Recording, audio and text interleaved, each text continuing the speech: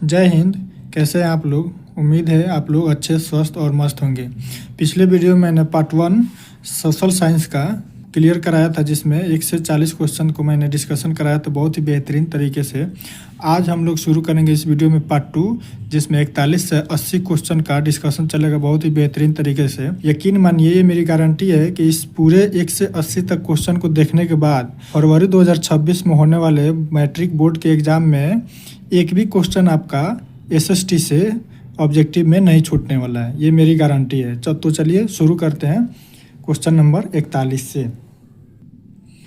Question number 41 है हमारा, हीराकुंड बांध किस राज्य में अवस्थित है? हीराकुंड बांध, देखिए इसका आंसर होगा उड़ीसा। उड़ीसा राज्य में अवस्थित है। और हीराकुंड बांध किस नदी पर बना है? अगर पूछ दे कि हीराकुंड बांध किस नदी पर बना है, तो नदी याद रखिएगा आप लोग, महानदी पर, है ना। महानदी पर बनाया गया, यह उड़ीसा राज्य में बनाया गया। यह है ना विश्व में, भारत में नहीं पूरे विश्व में सबसे लंबी मिट्टी की बांध है ना। मिट्टी बांध याद रखिए, बहुत लंबी है। इसका मैं फोटो लगा दिया हूँ, आप लोग देख लीजिएगा, है ना। तो इसको याद रखिएगा, हीराकुंड बांध उड़ीसा राज्य में है, महानदी नदी पर। चलिए क्वेश्चन नंबर 42। क्वेश्चन नंबर 42 है हमारा, भारत के सार्वजनिक क्षेत्र के सभी लौह इस्पात संयंत्रों का प्रबंधन, सभी लौह इस्पात संयंत्रों का प्रबंधन किसके अधीन है? इसका आंसर होगा सेल। सेल का मतलब होता है steel authority of India limited. SAIL के अधीन ना सारे कंपनी इस्पात संयंत्रों का प्रबंधन आता है। लौह इस्पात संयंत्र ना, ये देखो ये बाबू टिस्को आंसर लगाया है। टिस्को नहीं होगा, टिस्को होता है Tata iron and steel company, है ना। Tata iron and steel company, तो टाटा कंपनी की हो गई, रतन टाटा जी की, ये प्राइवेट कंपनी हो गई। भेल का मतलब होता है भारत हेवी इलेक्ट्रिकल्स लिमिटेड, है ना। ये भी प्राइवेट कंपनी है, तो ये भी नहीं होगा, हमारा आंसर होगा बी, सेल। चलो क्वेश्चन नंबर 43। क्वेश्चन नंबर 43 पे चलते हैं। नेल्लौर किस खनिज के उत्पादन के लिए प्रसिद्ध है? नेल्लौर जो है ना, पहले ये बताओ नेल्लौर है कहाँ? नेल्लौर जो है ना आंध्र प्रदेश का एक जिला है। आंध्र प्रदेश का एक जिला है जहाँ से अबरक का उत्पादन किया जाता है। इसका आंसर हो जाएगा एप्पल। नेल्लौर किस खनिज के उत्पादन के लिए प्रसिद्ध है? इसका आंसर हो जाएगा एप्पल, अबरक, और ये आंध्र प्रदेश का एक जिला है। चलो क्वेश्चन नंबर 44। क्वेश्चन नंबर 44 कह रहा है कि भिलाई स्टील संयंत्र किस देश के सहयोग से स्थापित किया गया था? याद रखिएगा भिलाई, है ना। तो इसका आंसर हो जाएगा, देखो ये बाबू गलत आंसर लगा लिया है ना। इसका आंसर होगा रूस। रूस के सहयोग से ना भिलाई इस्पात संयंत्र को बनाया गया था भारत में, ठीक ना। अब इसी को याद रखिएगा, ब्रिटेन की सहायता से ना पश्चिम बंगाल में है एक दुर्गापुर जगह, पश्चिम बंगाल में दुर्गापुर इस्पात संयंत्र को बनाया गया था। जर्मनी के सहयोग से राउरकेला है कहाँ? तो उड़ीसा में, ठीक। राउरकेला उड़ीसा का एक इस्पात संयंत्र है, इसको बनाया गया था। इसका आंसर हो जाएगा भिलाई, रूस। अब पूछे देगा अगली बार क्वेश्चन में पूछेगा कि दुर्गापुर किसके सहयोग से? तो ब्रिटेन के। और फिर पूछ देगा कि राउरकेला किसके सहयोग से? तो जर्मनी के। इसका आंसर हो जाएगा बी। चलो क्वेश्चन नंबर 45। क्वेश्चन नंबर 45 है हमारा, उत्तर और दक्षिण वियतनाम का एकीकरण कब हुआ? उत्तरी और दक्षिणी वियतनाम का एकीकरण, देखो इसका ये है ना, ये मॉडल पेपर में भी शायद आया हुआ है क्वेश्चन, है ना। मॉडल पेपर 2026 में आया हुआ है पेपर, उसमें भी ये क्वेश्चन पूछा हुआ है। तो इसका आंसर देखो ये बाबू सही लगाया है। इसका आंसर ए होगा, अप्रैल 1975 में, ठीक ना। साइगोन के हार के बाद, साइगोन एक वहाँ का राजा था, वो हार गया ना, तो उसी के बाद उत्तरी और दक्षिणी वियतनाम का एकीकरण हो गया। चलो क्वेश्चन नंबर 46। क्वेश्चन नंबर 46 है कि मिरातुल अखबार किसने शुरू किया था? मिरातुल अखबार, पहले ये बताओ मिरातुल अखबार किस भाषा का अखबार था? तो ये फारसी भाषा में निकाला गया था। और इसका आंसर देखो ये बाबू भी सही लगाया है, राजा राम मोहन राय आंसर होगा। राजा राम मोहन राय ने मिरातुल अखबार की स्थापना की थी। और इसकी स्थापना कब की थी मिरातुल अखबार की? इसकी स्थापना 1822 में की थी, है ना। और राजा राम मोहन राय ही ब्रह्म समाज के संस्थापक थे, याद रखिएगा। ये क्वेश्चन पूछ देगी ब्रह्म समाज के संस्थापक कौन थे? तो राजा राम मोहन राय। और ब्रह्म समाज कब स्थापित हुआ था? तो 1828 में। ठीक, इतना याद रखना। चलो क्वेश्चन नंबर 47।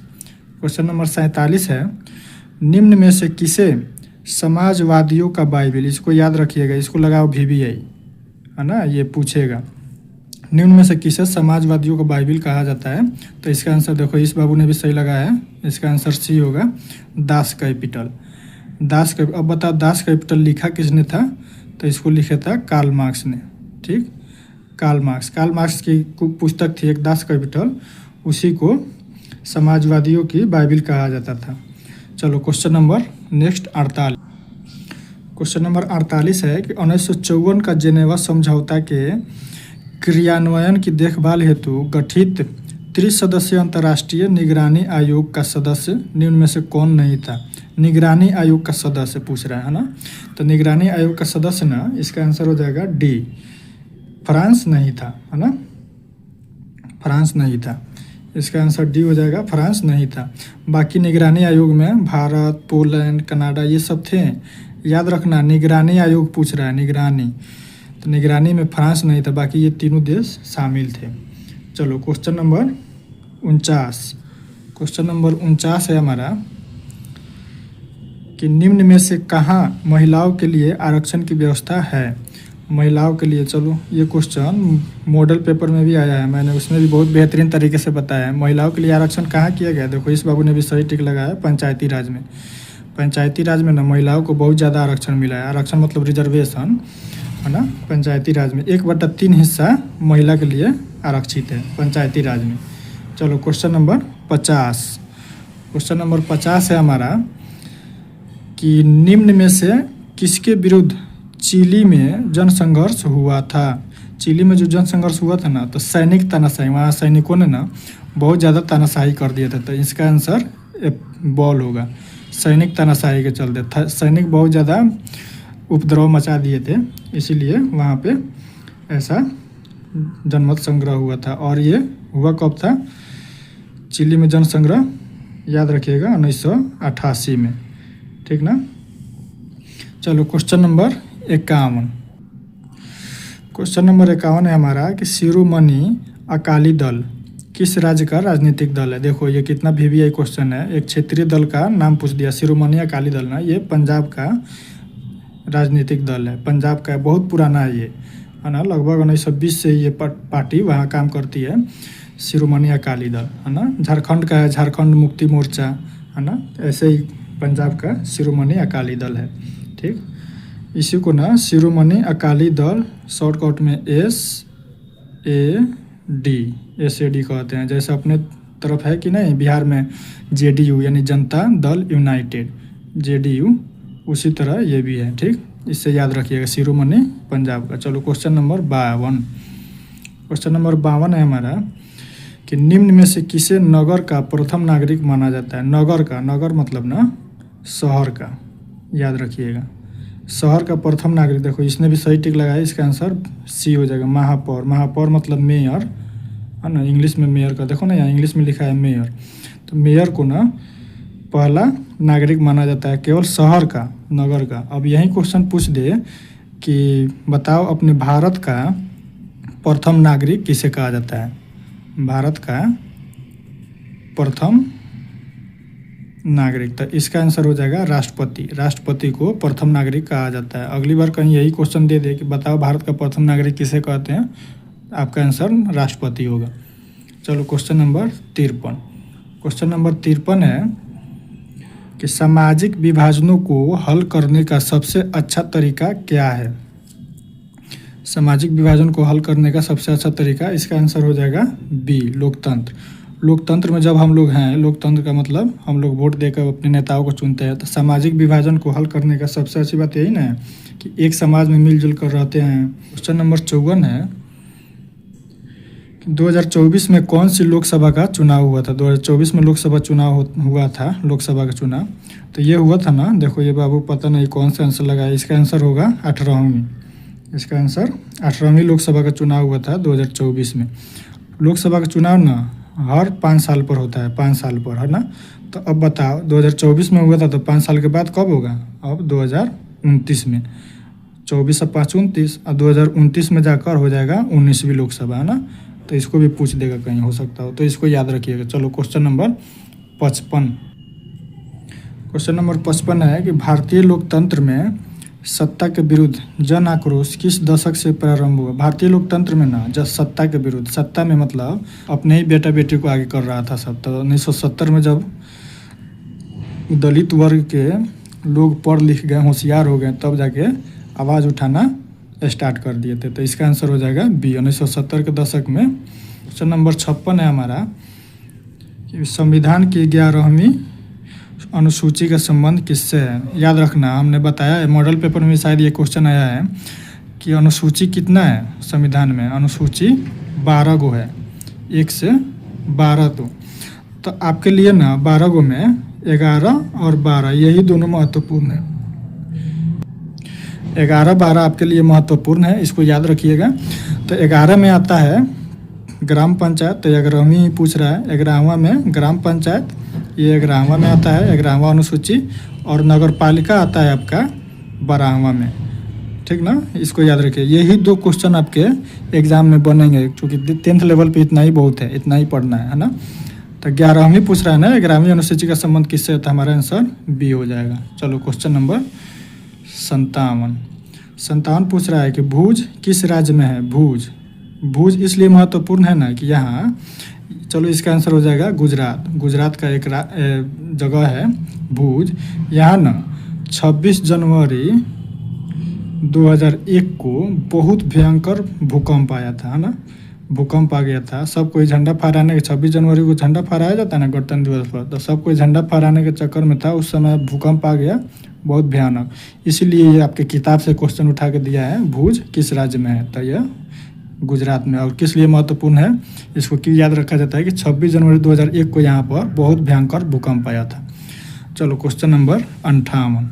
क्वेश्चन नंबर 58 है कि ज्वालामुखी उद्गार से कौन सा पदार्थ निकलता है। जब ज्वालामुखी फूटती है ना, ऐसे करके फूटती है, यहाँ पे मान लो धरती के नीचे से ऐसे निकलती है, तो यहाँ से लावा निकलते हैं, लावा निकलबे करते हैं, इससे गैस भी निकलता है और जल वाष्प, भाप यानी भाप भी निकलता है, ये सब भी निकलता है। तो इसका आंसर हो जाएगा डी, इनमें से सभी। इसका फोटो लगा दिया हूँ, आप लोग देख लीजिएगा। क्वेश्चन नंबर 59 कह रहा है कि निम्न में से किसे बाढ़ का देश कहा जाता है। बाढ़ का देश ना, देखो इस बाबू ने भी सही टिक लगाया है, बांग्लादेश को कहा जाता है। बांग्लादेश को इसलिए बाढ़ का देश कहा जाता है नहीं कि बांग्लादेश बंगाल के बगल में है, तो इधर से गंगा नदी आती है, बांग्लादेश में चली जाती है, इधर से बह कर आती है ब्रह्मपुत्र नदी, ये भी मिल जाती है, और यहीं पे पड़ता है बांग्लादेश।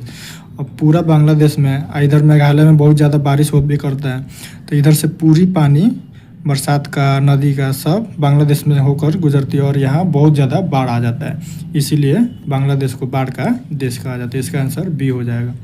चलो क्वेश्चन नंबर 60। क्वेश्चन नंबर 60 है कि किस आपदा का संबंध पृथ्वी की आंतरिक संरचना से है। आंतरिक संरचना, पृथ्वी की आंतरिक संरचना ना, पृथ्वी की आंतरिक संरचना, मान लो ये पृथ्वी है, ठीक ना, मतलब लालमी जाते हो कटवाने तरबूज, तो कैसे निकालता है काट कर, तो इसको कहते हैं क्रस्ट, इस पार्ट को मेंटल और इसको कोर। पृथ्वी 3 परत में बटी हुई है, तो क्रस्ट, मेंटल, कोर। तो आंतरिक संरचना से कौन संबंधित है, तो आंतरिक संरचना से जब सुनामी, देखो इस बाबू ने भी सही टिक लगाया है, थोड़ा सा लगा दिख रहा है, तो सुनामी इसका आंसर हो जाएगा। सुनामी यानी खासकर समुद्र के नीचे जब भूकंप आता है ना, तो सुनामी की लहरें उठ जाती है बहुत बड़ी बड़ी, उसी को सुनामी कहते हैं। तो पृथ्वी की आंतरिक संरचना से संबंधित यही है। अब इसमें देखो बाढ़ दे रहा है, तो बाढ़ संबंधित नहीं ना, ये तो धरती के ऊपर है, पृथ्वी की आंतरिक संरचना से इसका कोई मतलब नहीं है। बारिश से बाढ़ आता है। रासायनिक आपदा मतलब कोई फैक्ट्री वगैरह खाद वगैरह बना रहा है, तो उससे रासायनिक आपदा हो जाता है। चलो क्वेश्चन नंबर 61। क्वेश्चन नंबर 61 है कि निम्न में से किसमें मूल्यह्रास का मूल्य शामिल है। मूल्यह्रास ये आपका ना इकोनॉमिक्स में आएगा, अर्थशास्त्र में। तो मूल्यह्रास का मूल्य किसमें शामिल किया जाता है, तो जीडीपी में, है ना। जीडीपी का फुल फॉर्म होता है ग्रॉस डोमेस्टिक प्रोडक्ट, हिंदी में सकल घरेलू उत्पाद, याद रखिएगा, है ना। कहीं पूछ दे कि बताओ जीडीपी का फुल फॉर्म क्या होता है, तो हिंदी में लिखा होगा सकल घरेलू उत्पाद। तो इसका आंसर सी हो जाएगा, इसी में मूल्यह्रास शामिल रहता है। ठीक, चलो क्वेश्चन नंबर 62। क्वेश्चन नंबर 62 है हमारा कि ब्रटलैंड आयोग निम्नलिखित में से किससे संबंधित है। देखो ये क्वेश्चन मॉडल पेपर में भी आया है। ब्रुटलैंड लिख के या ब्रटलैंड थोड़ा सा हिंदी की लिखावट इधर उधर कर देगा, एग्जाम में जानबूझ के ऐसा किया जाता है कि बच्चे भटक जाएं। इसका आंसर होगा ना, देखो इस बाबू ने भी शायद सही टिक लगाया है समावेशी विकास में। इसका आंसर है समावेशी विकास, या इसी को लिख दे ऑप्शन में सतत विकास। ये दोनों में से कोई एक ऑप्शन लिखा रहेगा तो दोनों सही है ना, सतत विकास या समावेशी विकास। तो इसका आंसर डी हो जाएगा। चलो क्वेश्चन नंबर 63। क्वेश्चन नंबर 63 है कि 1949 में भारत सरकार द्वारा गठित राष्ट्रीय आय समिति के अध्यक्ष, इसको याद रखिएगा, राष्ट्रीय आय समिति के अध्यक्ष 1949 में कौन थे। तो इसका आंसर हो जाएगा पीसी महालनोबिस। पीसी महालनोबिस है ना। राष्ट्रीय आय समिति जब बना था ना 1949 में, हमारा देश 1947 में आज़ाद हुआ, 1949 में इसका गठन किया गया, तो उसके प्रथम अध्यक्ष पीसी महालनोबिस थे। अब याद रखिएगा इसके सदस्य में थे, सदस्य अगर लिख के दे दे, इसी के सदस्य थे आर गॉडगिल। गॉडगिल है ना, ड है, ड से डमरू, तो गॉडगिल इसके सदस्य थे गॉडगिल। लेकिन अध्यक्ष कौन थे, अध्यक्ष थे पीसी महालनोबिस। इसमें मत भटकना, ऐसा ना कि option they they are Gadgil तो इसको लगा देना। चलो क्वेश्चन नंबर 64 है हमारा कि क्षेत्रीय ग्रामीण बैंक की स्थापना कब हुई थी। क्षेत्रीय ग्रामीण बैंक है कि नहीं, अपने तरफ भी आता है। देखो इस बाबू ने भी सही टिक लगाया है, अक्टूबर 1975। अक्टूबर का मतलब ना 2 अक्टूबर को है ना, 2 अक्टूबर 1975 गांधी जी के जन्मदिन के दिवस पर क्षेत्रीय ग्रामीण बैंक का स्थापना हुआ है। हमारे तरफ है कि नहीं, उत्तर बिहार ग्रामीण बैंक, उत्तर बिहार ग्रामीण बैंक, इसी को तो क्षेत्रीय ग्रामीण बैंक कहते हैं है ना, यही सब है ना। फिर साउथ में जाएगा तो दक्षिण बिहार ग्रामीण बैंक, ऐसे ही करके चलता है। तो इसका आंसर अक्टूबर 1975 में इसकी स्थापना हुई थी। चलो क्वेश्चन नंबर 65। क्वेश्चन नंबर 65 है लोहे की मात्रा अधिक होने के कारण कौन सी मृदा मतलब मिट्टी अनुर्वर हो जाती है। अनुर्वर मतलब उपजाऊ नहीं रहती, अनुर्वर मतलब उपजाऊ नहीं रहती, उपजाऊ नहीं होती है, नहीं रहती है, ठीक ना। अनुर्वर वही लिखता कि मृदा उर्वर होती, उर्वर मतलब तब उपजाऊ होता, तो इसमें कह रहा है अनुर्वर, अ लगा दिया है तो इसीलिए अनुर्वर। तो लोहे की अधिकता से, देखो इस बाबू ने भी सही आंसर लगाया है लेटराइट मिट्टी। लेटराइट मिट्टी में ना आयरन ऑक्साइड के चलते लेटराइट मिट्टी थोड़ी सी लाल दिखाई देती है। आयरन ऑक्साइड, आयरन का मतलब होता है लोहा, आयरन ऑक्साइड है ना। तो इसमें आयरन ऑक्साइड की मात्रा प्लस एल्युमिनियम की भी मात्रा सबसे अधिक होती है, तो इसीलिए लोहे की मात्रा से ये अनुर्वर यानी अनुपजाऊ होती जा रही है। तो इसका आंसर हो जाएगा सी। चलो क्वेश्चन नंबर 66। क्वेश्चन नंबर 66 है कि रेगुर मृदा यानी रेगुर मृदा का मतलब मिट्टी का सर्वाधिक विस्तार किस राज्य में है। तो रेगुर मिट्टी को याद रखिएगा, इसी को ही क्या कहते हैं, काली मिट्टी। मैंने इसको बताया भी है ना, काली मिट्टी। जब वीडियो देखिएगा, हर क्लास को बढ़िया से रुकिएगा, तब जाके समझ में आएगा कि यहाँ पे क्या मिलता है ना। ऐसे नहीं कि ऐसे ही टिक लगा के आगे बढ़ जाए। बहुत अच्छा से बेहतरीन तरीके से एक्सप्लेन किया जाता है इस चैनल पे, तो जब टिकिएगा तभी कुछ पाइएगा। चलिए क्वेश्चन है कि रेगुर मिट्टी का सर्वाधिक विस्तार यानी रेगुर मिट्टी को ही काली मिट्टी कहते हैं, यह सबसे अधिक महाराष्ट्र, मुंबई का एक शहर है महाराष्ट्र, वहीं पे पाया जाता है ना, महाराष्ट्र में पाया जाता है। इसका आंसर ये हो जाएगा। ठीक, चलो क्वेश्चन नंबर 67 कह रहा है कि सिमलीपाल वन्य जीव अभयारण्य कहाँ स्थित है। तो सिमलीपाल, इसका आंसर हो जाएगा उड़ीसा। सिमलीपाल वन्य जीव अभयारण्य उड़ीसा में स्थित है। यह बाघ अभयारण्य भी है ना, बाघ के लिए भी है ना। अब उड़ीसा के किस जिले में, यही है मयूरभंज जिला में, मयूरभंज जिला में है ना। याद रखिएगा उड़ीसा के मयूरभंज जिला में सिमलीपाल वन्य जीव अभयारण्य है, तो केवल ये इसको याद रखिएगा उड़ीसा। क्वेश्चन नंबर 68 है कर्तन एवं दहन कृषि को अन्य किस नाम से जाना जाता है। कर्तन एवं दहन, इसी को इंग्लिश में कहते हैं ना बर्न एंड स्लैश। तो इसको मत याद रखिए, बर्न मतलब जलाना, स्लैश मतलब दहन कर देना। तो कर्तन एवं दहन काट कर उसको जला दिया जाता है, तो इसको कहते हैं झूम कृषि। इसका आंसर डी हो जाएगा, झूम कृषि। इसको झूम कृषि कहा जाता है। इसी का अन्य नाम है स्थानांतरणशील कृषि या स्थानांतरित कृषि। स्थानांतरित कृषि भी इसी को कहते हैं, है ना। इसको याद रखिएगा। झूम कृषि की जगह अगर स्थानांतरित कृषि दे दे तो इसको भी टिक करके आ जाना है। ये होता कहाँ है, झूम कृषि कहाँ किया जाता है, तो उत्तरी पूर्वी भारत में, है ना। इसको याद रखिएगा। चलिए क्वेश्चन नंबर 69 है, भारत में सर्वाधिक क्षेत्रफल पर किस फसल की कृषि होती है। देखो इस बाबू ने भी सही टिक लगाया। चावल की खेती सबसे अधिक होती है अपने भारत में, है ना। चावल मुख्य खाद्य फसल है। खाद्य का मतलब खाने वाला, मुख्य खाद्य फसल है, ठीक ना। तो इसीलिए चावल का सबसे अधिक कृषि यानी खेती की जाती है भारत में। चलो क्वेश्चन नंबर 70 है हमारा कि भारत की सबसे पुरानी तेल शोधन इकाई कौन है। तो सबसे पुरानी तेल शोधन इकाई, इसका आंसर हो जाएगा, देखो ये जामनगर मार दिया है, इसका आंसर होगा डिगबोई। डिगबोई है कहाँ, डिगबोई है असम में, असम। और इसकी स्थापना लिख लेना, है ना। मतलब ये तेल शोधन स्थापना 1901 में किया गया था। ये भारत की नहीं पूरे एशिया की सबसे पुरानी तेल शोधन इकाई है डिगबोई। इसका आंसर ए हो जाएगा। क्वेश्चन नंबर 71 है कि किस बंदरगाह का नाम दीनदयाल बंदरगाह कर दिया गया है। दीनदयाल बंदरगाह, इसका आंसर होगा सी, कांडला। कांडला कहाँ है, तो गुजरात में। देखो ये इसको पहले ही मैं लिख के लाया था बताने के लिए। तूतीकोरिन बंदरगाह तमिलनाडु में, न्यू मंगलोर कर्नाटक में, और मुंबई बंदरगाह मुंबई में ही स्थित है। चलो क्वेश्चन नंबर 72 है हमारा कि भारतीय अंतर्देशीय जलमार्ग प्राधिकरण का मुख्यालय कहाँ है। जलमार्ग प्राधिकरण का मुख्यालय, है ना, अंतर्देशीय, याद रखिएगा। इसका आंसर होगा बी, नोएडा।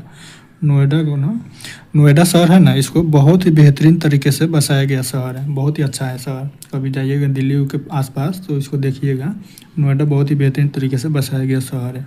चलो क्वेश्चन नंबर 73 है, इसको लगाओ VBI, है ना, ये पूछेगा आपके एग्जाम में। क्वेश्चन नंबर 73 है कि इल्बर्ट बिल कब पारित हुआ। इल्बर्ट बिल कब पारित किया गया, तो इसका आंसर होगा 84 में। इल्बर्ट बिल अधिनियम 1883 में बना था, अब पास हुआ यानी पारित हुआ 1884। इसका आंसर सी हो जाएगा, 84। और इसको याद रखिएगा, ये किसके काल में आया था, तो रिपन के काल में। उस समय रिपन का काल था, है ना, रिपन का काल। चलो क्वेश्चन नंबर 74 कह रहा है कि कलकत्ता कॉरपोरेशन एक्ट किसके शासनकाल में पारित हुआ था। कलकत्ता कॉरपोरेशन एक्ट, कलकत्ता ना उस समय बंगाल ही बोला जाता था, तो उसका आंसर होगा बी, कर्जन के समय, है ना। कर्जन में ना बांटा था बंगाल विभाजन किसके काल में हुआ था, पूछ दे क्वेश्चन तो कर्जन के काल में, है ना। और इसकी स्थापना हुई थी कलकत्ता कॉरपोरेशन एक्ट की 1899 में, इसको याद रखिएगा। चलो क्वेश्चन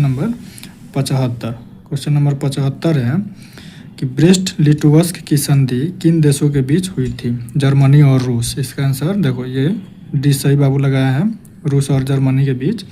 और कब हुआ था, तो इसका डेट याद रखिएगा, ये कहीं डेट पूछ दे, 3 मार्च 1918 को प्रथम विश्व युद्ध खत्म हुआ था ना, उसी समय, है ना। चलो क्वेश्चन नंबर 76 है, प्रेस्ट्रोइका तथा ग्लासनोस्ट की अवधारणा किसने दी। चलो इसको लिख के मैं लाया हूँ। इसका अर्थ होता है ना प्रेस्ट्रोइका और ग्लासनोस्ट, इसका अर्थ होता है आर्थिक एवं खुलेपन की नीति। ये ना, यह रूसी भाषा है ना, ये दोनों मिल कर ना, ये रूसी भाषा है, रूस की भाषा है, रूसी भाषा, इसीलिए ना इस समझ में आ रहा है। इसका मतलब होता है हिंदी में आर्थिक और खुलेपन की नीति। तो इसकी अवधारणा किसने दी थी, इसका आंसर होगा मिखाइल गोर्बाचोव ने। जब आप अपना किताब पढ़िएगा तो उसमें दिया है इसको, है ना, मिखाइल गोर्बाचोव। चलो क्वेश्चन नंबर 77 है कि ग्रेगोरियन कैलेंडर जूलियन कैलेंडर से कितने दिन आगे चलता है। इसका आंसर हो जाएगा 13 दिन। 13 दिन ना आगे चलता है। जूलियन कैलेंडर से ना 13 दिन निकाल दिया गया था, है ना, 13 दिन काट दिया गया था बराबर करने के लिए। और ग्रेगोरियन कैलेंडर चालू कब से होता है, मार्च से, है ना, मार्च महीना से, 1 मार्च से स्टार्ट होता है, इसको याद रखिएगा। तो ये कितने दिन पीछे आगे चलता है, जूलियन कैलेंडर से 13 दिन। अब वही पूछ दे कि ग्रेगोरियन कैलेंडर से जूलियन कैलेंडर कितने दिन पीछे चलता है, तो वह भी 13 दिन होगा। चलो क्वेश्चन नंबर 78। क्वेश्चन नंबर 78 है कि 1853-54 के क्रीमिया के युद्ध में काबुल ने किस देश की ओर से युद्ध में सम्मिलित होने की घोषणा की थी? किस देश की ओर से? तो इसका आंसर हो जाएगा फ्रांस। फ्रांस देश की ओर से ना काउंट काबुल जो थे ना, वो घोषणा कर दिए थे क्रीमिया के युद्ध में कि हम भी लड़ेंगे। चलो इसका आंसर ए हो जाएगा। Question number 79। क्वेश्चन नंबर 79 कह रहा है विश्व का पहला समाजवादी शासन स्थापित करने वाला देश कौन है? समाजवादी शासन स्थापित करने वाला देश, इसका आंसर देखो, इस बाबू ने भी सही लगाया, रूस होगा। इसका आंसर रूस। चलो क्वेश्चन नंबर 80 और लास्ट क्वेश्चन, याद रखिएगा पार्ट 1 और पार्ट 2 जब देखिएगा तब जाके समझ में आएगा कि हमने क्या पाया और क्या खोया, है ना। रील्स मूवी वगैरह की जगह पर ना इसी को देख लो। चलो क्वेश्चन नंबर 80 कह रहा है कि यूनानी स्वतंत्रता संग्राम के दौरान तुर्की के समर्थन में कौन था? तो तुर्की के समर्थन, देखो इस बाबू ने फ्रांस लगा दिया है, इसका आंसर ये नहीं होगा, इसका आंसर होगा मिस्र। तुर्की के समर्थन में ना मिस्र था। और ये यूनानी स्वतंत्रता संग्राम चला कब से कब तक था? 1821 से 29 तक, है ना। इसको याद रखिएगा। इस पे समर्थन किया था मिस्र। यही हमारा वीडियो ख़त्म होता है, सोशल साइंस का ख़त्म। उम्मीद करता हूँ आप लोगों को बहुत अच्छे तरीके से समझ में आया होगा। मिलते हैं नेक्स्ट वीडियो में, तब तक के लिए जय हिंद।